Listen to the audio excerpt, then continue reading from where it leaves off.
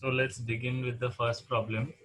Uh, that is the two particles perform linear simple harmonic motion along the same path of length 2a and time period t shown in the graph below.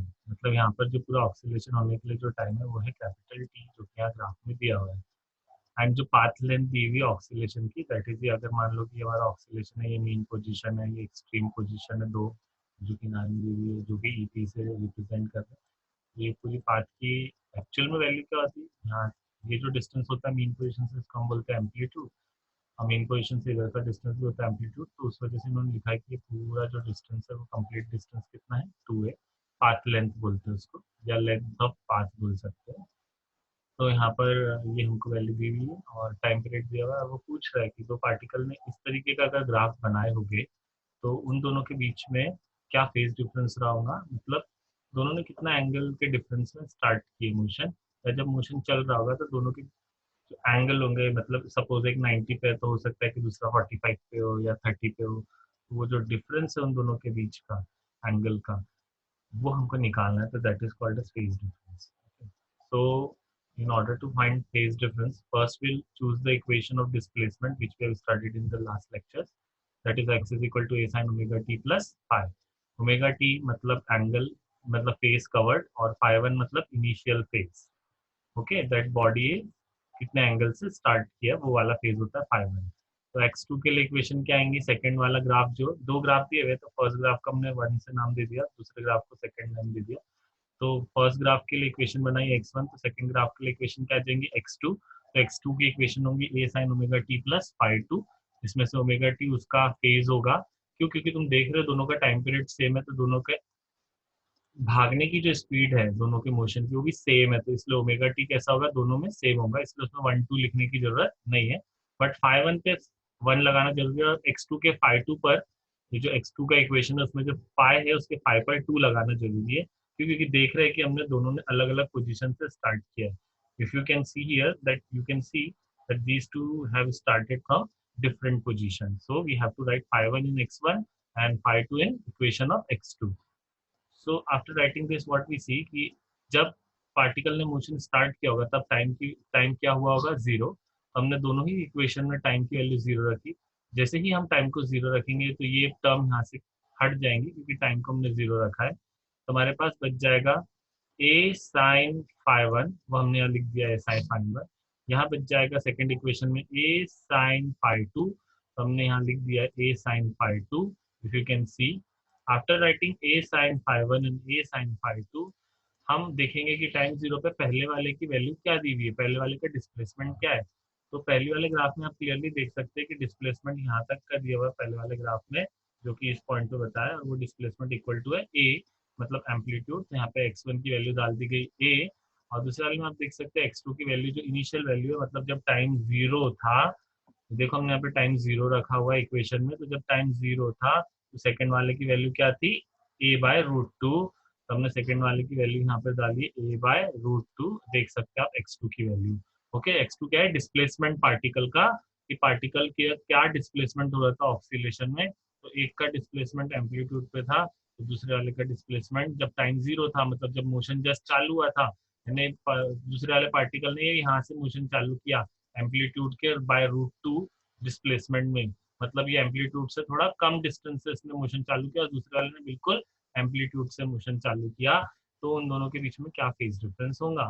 तो हमने यहाँ पे x one की value ली ए तो x one की value डाली जाएंगी ए यहाँ एक्स टू की वैल्यू हमने ली है जो कि ग्राफ से लिए ए बाय रूट टू तो एक्स टू की वैल्यू डाली जाएंगी ए बाय रूट टू इसमें से ए कैंसिल हो जाएगा तो हमारे पास साइन फाई 1 की वैल्यू क्या आएंगी साइन फाई 1 की वैल्यू आएंगी 1 और साइन की वैल्यू 1 तभी होती है जब साइन कितना होता है एंगल पाई बाय 2 यानी कि 90 डिग्री साइन 90 जो है 1 होता है और साइन 5/2 यहाँ बचेगा सेकंड इक्वेशन में you can C A will get cancel तो साइन 5/2 की वैल्यू क्या हो जाएंगी यहाँ से ए कैंसिल हो गया तो यहाँ क्या बचा 1 1 अपॉन रूट टू तो ये 1 अपॉन रूट टू यहाँ पे बच गया तो साइन 5/2 की वैल्यू आ रही 1/√2 और साइन की वैल्यू 1/√2 45 डिग्री एंगल पे होती है 45 डिग्री को हम लिखते हैं पाई/4 रेडियन।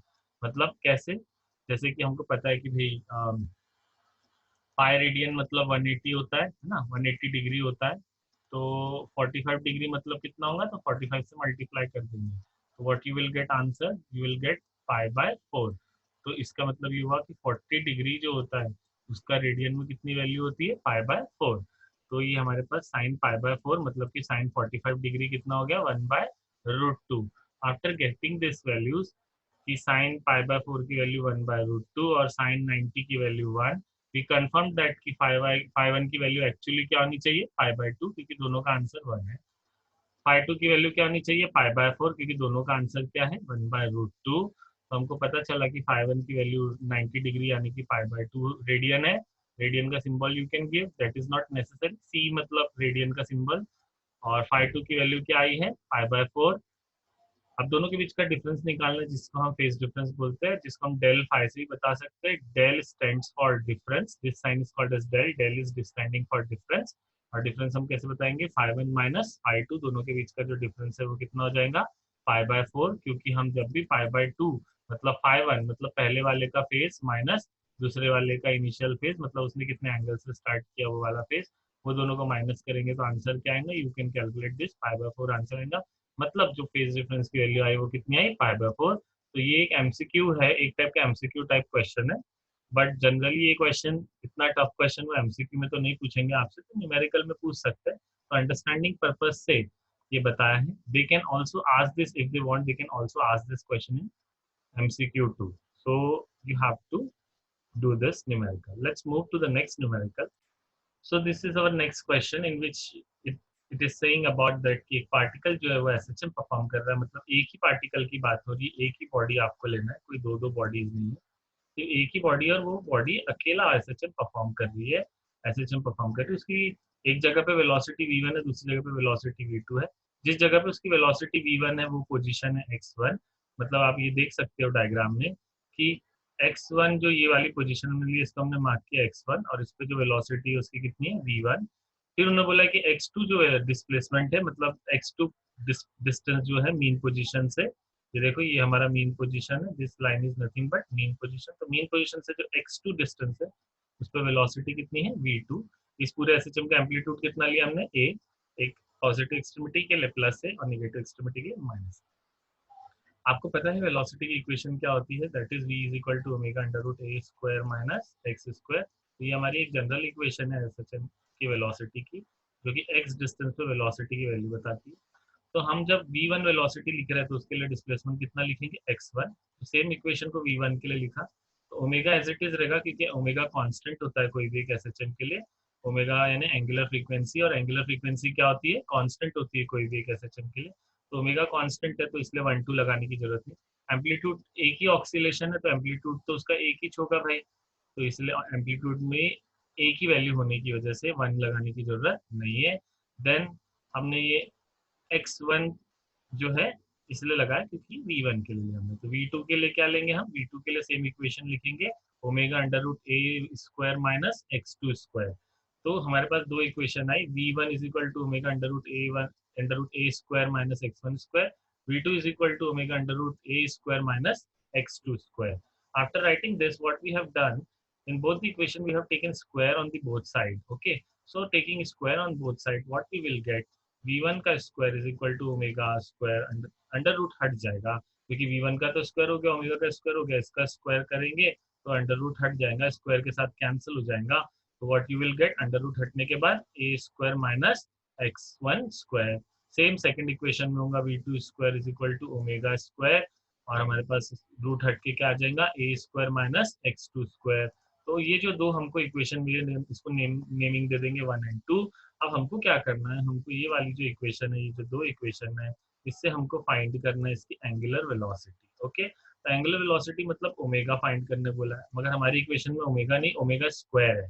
तो हम क्या करेंगे, ओमेगा को बचाने की पूरी कोशिश करेंगे ताकि ओमेगा निकाल सके। तो द क्वेश्चन इज अबाउट कि क्या उसका ओमेगा होगा, तो उन्होंने उसकी एंगुलर फ्रीक्वेंसी पूछी है। ओके, वैसे ही मुझे पहले ही पढ़ देना चाहिए था, but we just continued with the question only जो गिवन था। तो ये हमारा पूरा गिवन था बेसिकली यहाँ से यहाँ तक, और उसको हमने थोड़ा अरेंज किया स्क्वायर वगैरह करके। अब हमको फाइंड करना है ओमेगा, तो the question is all about finding omega. तो हम क्या कर रहे हैं basically, if you can see clearly, यहाँ पर हमने दोनों इक्वेशन को क्या कर दिया, सबट्रैक्ट कर दिया। ये this thing is not needed over here, you have to see this. Subtracting both the equation we get, दोनों इक्वेशन को हम सब्ट्रैक्ट कर दे रहे हैं, तो हमने v1 स्क्वायर में से v2 स्क्वायर को सब्ट्रैक्ट कर दिया, तो v1 स्क्वायर में से v2 स्क्वायर सब्ट्रैक्ट किया तो ओमेगा स्क्वायर भी ओमेगा स्क्वायर के साथ सब्ट्रैक्ट होते समय ये दो कॉमन निकल जाएंगे, तो ये हमने कॉमन निकाल दिया क्योंकि ये दोनों इक्वेशन में कॉमन है ओमेगा स्क्वायर। तो बचा क्या भाई, a1 square minus x1 square लिख दिया है, a square minus x1 square. दूसरे वाले इक्वेशन में जब माइनस करेंगे तो देखो ब्रैकेट के बाहर माइनस लगाना पड़ेगा, क्यों, क्योंकि ये दो इक्वेशन को हम सब्ट्रैक्ट कर रहे हैं। तो बाहर माइनस लगाएंगे और ब्रैकेट खोलेंगे तो अंदर की साइन क्या हो जाएंगी, चेंज।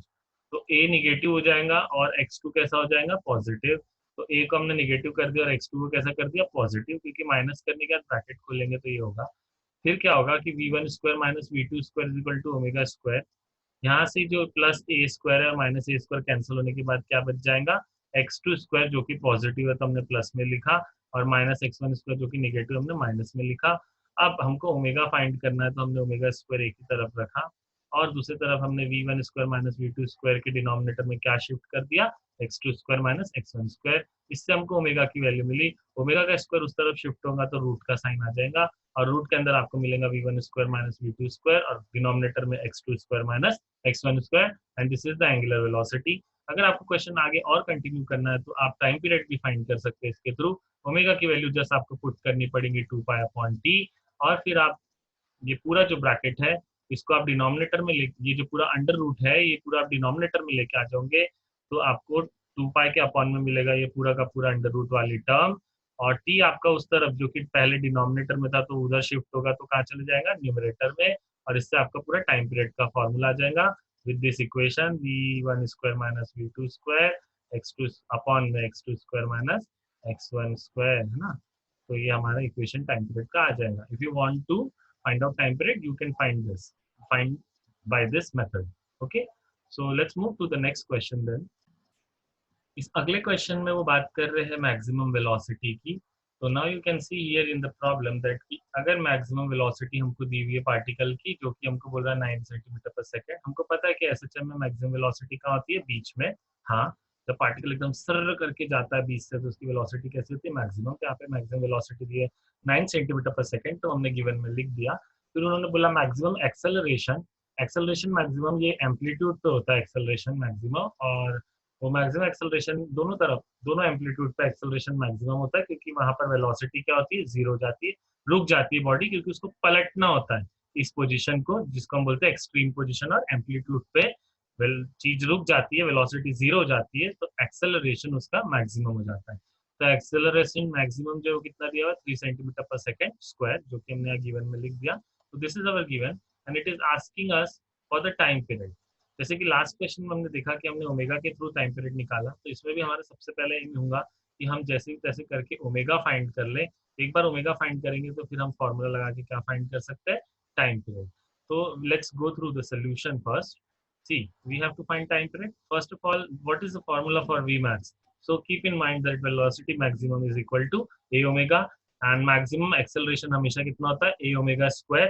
ये सिंपली हमको वेलोसिटी और एक्सेलरेशन की जो जनरल इक्वेशन है उसके थ्रू मिला है, और इन दोनों को हम डिवाइड कर देते हैं। इक्वेशन 1 नाम दे दो पहले वाले को, दूसरे वाले को नाम दे देंगे सेकंड इक्वेशन। तो हम सेकंड इक्वेशन में से फर्स्ट को डिवाइड कर रहे हैं, क्यों, क्योंकि अभी हमको फाइंड करना है ओमेगा, ओमेगा को सेव करना है। ये वाली मेथड में आप चाहते तो माइनस कर सकते थे, मगर क्योंकि माइनस करने के बाद ओमेगा कॉमन नहीं निकलेगा, क्योंकि एक में ओमेगा और दूसरी इक्वेशन में क्या है ओमेगा का स्क्वायर, तो आप माइनस वाली स्टेप यहाँ पे यूज नहीं कर सकते, इसलिए आप सिंपली डिवाइड करोगे। डिवाइड करोगे किसको, ए मैक्सिमम को वी मैक्सिमम से डिवाइड कर दोगे, तो आपके पास आएगा ए ओमेगा स्क्वायर, क्योंकि ए मैक्सिमम की वैल्यू कितनी है, ए ओमेगा स्क्वायर, और वी मैक्सिमम की वैल्यू है क्या, ए ओमेगा। तो वी मैक्सिमम की वैल्यू है ए ओमेगा, हमने दोनों को रख दिया, तो सबसे पहले क्या होगा, ए कैंसिल हो जाएंगे, तो ए विल गेट कैंसिल, और ओमेगा ऊपर 2 बार है, स्क्वायर है, तो ओमेगा ओमेगा कैंसिल होकर न्यूमरेटर में क्या बच जाएगा, ओमेगा। ए मैक्सिमम की वैल्यू हमको 3 दी थी, वी मैक्सिमम की वैल्यू कितनी दी थी, 9, और यहाँ बच गया ओमेगा। तो हमारा जो 3/9 मतलब कितना हो जाएगा, 1/3। तो 1/3 की वैल्यू किसके इक्वल आ गई, ओमेगा के इक्वल आ गई। ओमेगा का फॉर्मूला तो हमको पता है 2 पाई अपॉन कैपिटल टी, तो ओमेगा का वैल्यू डालेंगे 2 पाई अपॉन कैपिटल टी, तो क्रॉस मल्टीप्लाई कर लो, तो टी वन सा क्या होगा टी, और 2 पाई इंटू 3 क्या हो जाएगा, 2 pi into 3 will give you 6 pi, तो टी इज इक्वल टू आ गया 6 pi, which will ultimately result into After putting the value of pi 3.14, you'll get 18.84 second. So this will be the time period. Okay, and time period comes out to be 18.84 second. तो ये हमको पूछा था time period, हमने find कर लिया. अगर मान लो क्वेश्चन को और एक्सटेंड करना चाहते हैं तो क्वेश्चन में एम्पलीट्यूड भी पूछ सकते हैं आपसे. आपको क्या करना है, सिंपली कोई भी एक इक्वेशन उठानी है. जैसे कि मैंने यहाँ पे वी मैक्स की इक्वेशन उठाई. आप चाहो तो ए एक्सेलरेशन मैक्सिमम भी उठा सकते हो. ये इक्वेशन उठाओ और यहाँ पर वी मैक्स की वैल्यू डाल दो, जो कि हमको दी थी 9 सेंटीमीटर पर सेकंड. याद रहे कि सब कुछ सेंटीमीटर में है, तो आंसर भी किस में आना चाहिए, सेंटीमीटर में ही आना चाहिए. अगर वो डिस्प्लेसमेंट पूछते हैं, एम्पलीट्यूड पूछते हैं, तो उसकी यूनिट क्या होनी चाहिए, सेंटीमीटर. तो वी मैक्स की वैल्यू हमने सेंटीमीटर पर सेकंड में डाली, 9 सेंटीमीटर पर सेकंड. ए की वैल्यू हमको फाइंड करना है, और ओमेगा जो है वो हमको ऑलरेडी हमने निकाला हुआ है, ये यहाँ पर आप देख सकते हैं. ओमेगा की वैल्यू हमने क्या निकाल के रखी थी, 1/3. 3/9 मतलब क्या होता है, 1/3. तो ओमेगा की वैल्यू हमने 1/3 डाल दी, और फिर हमने 9 मल्टीप्लाई कर दिया, तो 9 3 आ गया 27. और ये किसकी वैल्यू आ गई, एम्पलीट्यूड की. एम्पलीट्यूड की वैल्यू आ गई 27 सेंटीमीटर. तो दे कैन एक्स्ट्रा जो मैंने आपको ये बताया है, they can ask this in examination too. Okay, so let's move to the next question then. So this will be the last problem for today's lecture, and this is the a little bit tough one, so you have to understand because it includes the mathematics little bit. So a basic mathematics, nothing high. Okay, so don't worry, just move. Let's begin with the question. When the length of the simple pendulum is decreased by 20 centimeter, मतलब ये हमारा एक simple pendulum है, इसकी length को हम कम कर रहे हैं, छोटा कर दे रहे हैं स्ट्रिंग को काट के.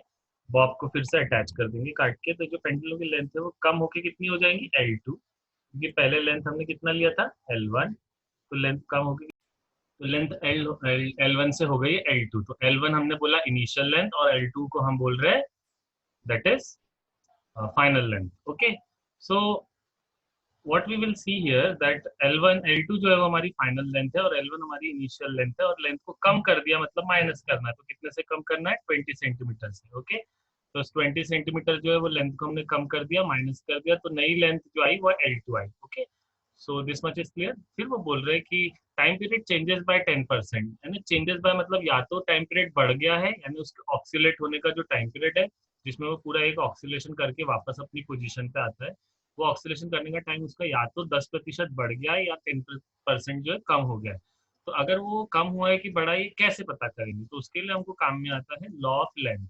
इसको हम बोलते हैं law of length. Okay, what law of length of pendulum says कि time period of pendulum is directly proportional to root of length. Time period of pendulum is directly proportional to root of length. ये formula जो हमें यहाँ दिया हुआ है time period का, that is t is equal to 2 pi under root L by g. इसमें आप देख रहे हो t जो है वो डायरेक्टली प्रोपोर्शनल किसके, रूट L के, जिसमें से 2 पाई और g को हमने कैसा मान के चला, कांस्टेंट, इस प्रॉब्लम के लिए. तो t is become directly proportional to root L. अब बताओ लेंथ बढ़ी की घटी, लेंथ जो है वो कम करी है, तो टाइम पीरियड भी क्या हो जाएगा, कम. क्यों, क्योंकि ये डायरेक्टली प्रोपोर्शनल है एक दूसरे के. तो इसका मतलब लेंथ का टाइम पीरियड भी कम हो गया, मतलब T2 will be less than T1, है ना. तो T1 मतलब टाइम पीरियड कम हो गया, घट गया, तो मतलब 10% से टाइम बढ़ा कि घट गया, घट गया. तो पहले हम मान के चलते कि पहले था टाइम पीरियड T1. अब कितना टाइम बचा है, सिर्फ अब कितना टाइम लग रहा है एक्चुअली, उससे 10% कम, मतलब कितना परसेंट टाइम लग रहा है, सिर्फ 90%. तो इसलिए T1 का 90% सिर्फ हमारा क्या होगा, नया वाला टाइम, मतलब T2 टाइम. तो T2 जो है वो T1 का कितना है, सिर्फ 90%, क्योंकि टाइम पीरियड कम हो गया, मतलब कम टाइम लग रहा है, मतलब फास्ट हो गया मोशन. तो कभी भी आप लेंथ कम करते हो तो और फास्ट हो जाता है पेंडुलम. आप देख सकते हो छोटे पेंडुलम बहुत जल्दी जल्दी ऑक्सीलेट करते हैं. वो बोल रहे हैं कि उसकी ओरिजिनल लेंथ की वैल्यू पता लगाओ. तो हम क्या करेंगे, सिंपली अपना लॉ ऑफ लेंथ उठाएंगे. इस फॉर्मूले से लॉ ऑफ लेंथ आएगा t is equal to under root root of length, और हम ओरिजिनल लेंथ यानी कि L1 फाइंड करना चाहते हैं. तो T2 के लिए क्या आएगा, L2, और T1 के लिए क्या आएगा, L1, और सब कुछ किसमें रहेगा, अंडर रूट में. यानी ये जो लेंथ है अंडर रूट में रखना है. This you must not forget clearly please. हाँ, तो T2 के अपॉन में आ गया T1, और अंडर रूट L2 के अपॉन में आ गया L1. अब T2 और T1 का रेशियो देखो, इस वाले इक्वेशन से देखो, T2 के अपॉन में अगर मैं T1 लाऊं तो क्या बचेगा, there you will get 90%. Okay, तो what is mean by 90%, percent का मतलब होता है अपॉन में 100. तो 90% अगर मैं यहाँ से परसेंटेज का साइन हटा दूं तो what you will get 90 upon 100. 90 upon 100 मतलब क्या आएगा, 9/10, है ना. और फिर उसके बाद यहाँ पर देखो, ये जो T2 अपॉन T1 की जो वैल्यू हमने रख दी, वो कितनी रख दी, 90 अपॉन 100, मतलब 9/10. अब L2 की वैल्यू रखेंगे, L2 की वैल्यू रखेंगे तो L2 की वैल्यू क्या है भाई, बताओ बताओ, कोई बताओ L2 की वैल्यू क्या है, L1 माइनस 20 सेंटीमीटर। तो L1 की वैल्यू, L2 की वैल्यू आ गई L1 माइनस 20 सेंटीमीटर, और अपॉन में क्या था L1, तो L1 एज इट इज लिख दिया। ओके, अब ये रूट हटाना तो पड़ेगा, यहाँ से सॉल्व करना है तो रूट हटाएंगे तो यहाँ क्या आ जाएगा, शिफ्टिंग के बाद ये इस तरफ ले गया उसको तो स्क्वायर आ जाएगा शिफ्टिंग के बाद। तो 9/10 का क्या हो जाएगा स्क्वायर, और यहाँ पे हमारे पास देखो क्या बचा, देखो L1 के अपॉन में L1 क्या हो जाएगा 1, माइनस का साइन एज इट इज लिख रहे हैं, और 20 के अपॉन में भी क्या आ जाएगा L1, तो 20 के अपॉन में आ गया L1। ओके, अब 9 का स्क्वायर क्या होता है 81, 10 का स्क्वायर 100, 1 की जगह पे 1, 20 L1 एज इट इज। अब ये 20 अपॉन L1 माइनस में इधर लेके आएंगे तो क्या हो जाएगा प्लस, तो ये LHS में लेकर आ गए 20 अपॉन L1 प्लस में आ गया, और ये जो हमारा 81 माइनस 100 है ये उस तरफ लेके जाएंगे तो क्या हो जाएगा माइनस हो जाएगा। ओके, एंड आफ्टर सॉल्विंग ये इक्वेशन हमको मिलेंगी सब कुछ, और L1 को मल्टीप्लाई कर लेंगे 19 से और 20 को मल्टीप्लाई कर लेंगे 100 से, तो हमारे पास आ जाएगा 2000 अपॉन 19, जो कि हमको देगा 105.26। आप देख सकते हो कि यहाँ पे जो लेंथ हमने कम की थी वो कितने में की थी, सेंटीमीटर में, तो आंसर भी किसमें है सेंटीमीटर। अगर आप ये डेसिमल को 2 डिजिट पीछे शिफ्ट कर लेते हो तो ये क्या बन जाएगा 1.0526, और 2 डिजिट पीछे शिफ्ट करना मतलब सेंटी को हटाना, सेंटी हटाएंगे तो 2 डिजिट पॉइंट पीछे शिफ्ट हो जाएगा, तो वो यूनिट में क्या बचेगा, सिर्फ सेंटी हट गया तो मीटर, तो इसलिए जो लेंथ आएंगी ओरिजिनल लेंथ L1 की जो वैल्यू हमने निकाली वो कितनी आएंगी 1.0526, ये ओरिजिनल लेंथ बचेगी। So that is how we have to solve the numericals of this chapter, and the rest of the numerical we'll discuss tomorrow. Is it okay, students? Okay? Okay, fine. So we'll continue the next topic tomorrow, and there more there we'll see more of numericals tomorrow also in the tomorrow's lecture, and if possible we'll start with theory too. Okay? So this is it for now. See you next time. Bye.